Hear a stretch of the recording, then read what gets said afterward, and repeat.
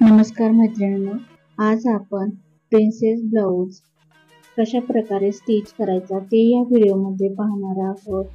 सुरुवातीला मी येथे अस्तर पार्ट 1 गळ्याकडची साईड कशा प्रकारे स्टिच करायची ते या व्हिडिओमध्ये मी दाखवणार आहे।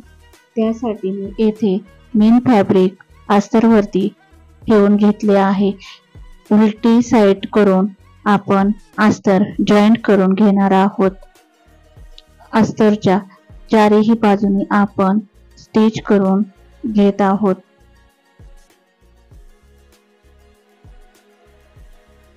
जर अशा प्रकारे आपण अस्तर जॉईंट केले तर आपली फिनिशिंग खूपच छान येते। त्यानंतर मी पार्ट 2 ला ही अशाच प्रकारे इथे स्टिच करून घेत आहे। येथे स्टिच करून घेत आहे। अशा प्रकारे आपण चारही साइडने स्टिच करून घेतलेला आहे। त्यानंतर आपण येथे एक्स्ट्राचे फॅब्रिक आहे ते कट करून घेणार आहोत।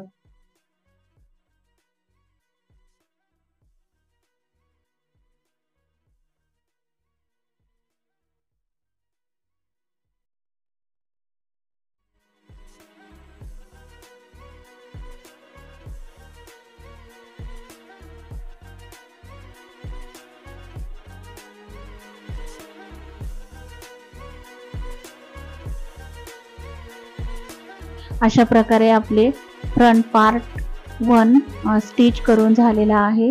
सेकंड पार्ट 2 आपण कशा प्रकारे स्टिच करायचा ते या व्हिडिओमध्ये मी दाखवणार आहे।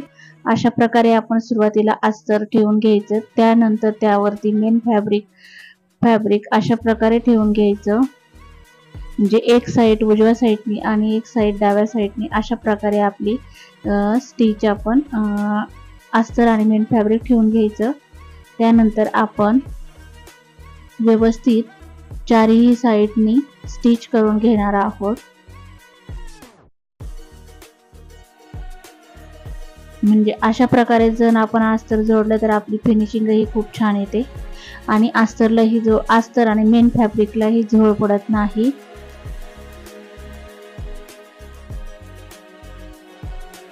अशा प्रकारे आपण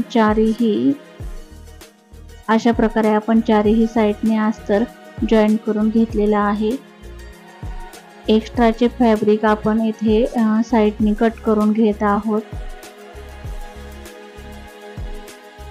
जर तुम्हाला व्यवस्थित कटिंग करता येत असेल तर आपण व्यवस्थित कटिंग करून ही एक्स्ट्राचे कापड न ठेवता बरोबर आपण जर कट केलं तरी चालते, पण हे जो कपडा जो आहे तो असा सुळसुळा आहे, इकडे तिकडे सरकण्याची भीती असते। त्यामुळे आपण एक्स्ट्राचे कापड थोडे ठेवले की आपल्याला स्टिच करायलाही सोपे जाते आणि ही कपडाही कमी पडत नाही।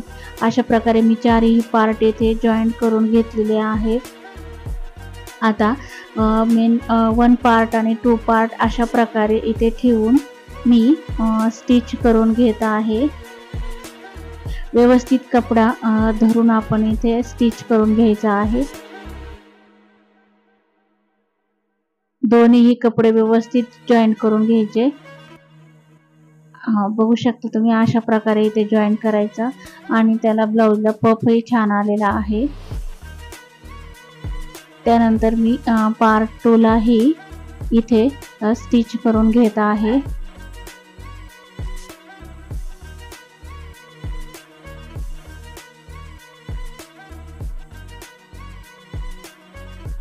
व्यवस्थित दोन्ही कापड आपण इथे पकडून व्यवस्थित इथे स्टिच करून घ्यायचे आहे। त्यानंतर मी इथे डबल टिप टाकून घेत आहे।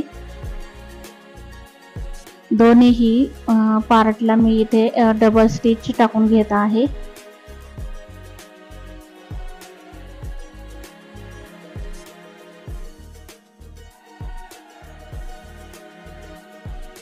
त्यानंतर इथे छोटे छोटे आपण कट करणार आहोत, जेणेकरून आपला गोल राउंड मध्ये कट असल्यामुळे तिथे पफ ही छान व्यवस्थित आणि व्यवस्थित प्रकारे तयार होतो।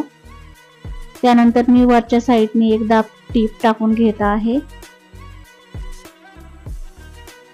दोन्ही पार्टला आपण वरच्या साईडने दाब टीप टाकून घेणार आहोत.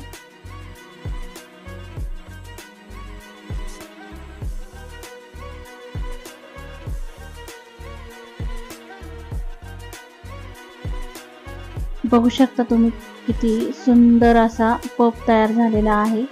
त्यानंतर आपण इथे दोन्ही पार्ट व्यवस्थित जॉईंट करून घेणार आहोत आणि जे एक्स्ट्राचे जे कापड आहे मी येथे आपली उंची किती आहे ते आपण मोजून घेऊन त्यानंतर एक्स्ट्राचे आपण कापड इथे कट करून टाकणार आहोत.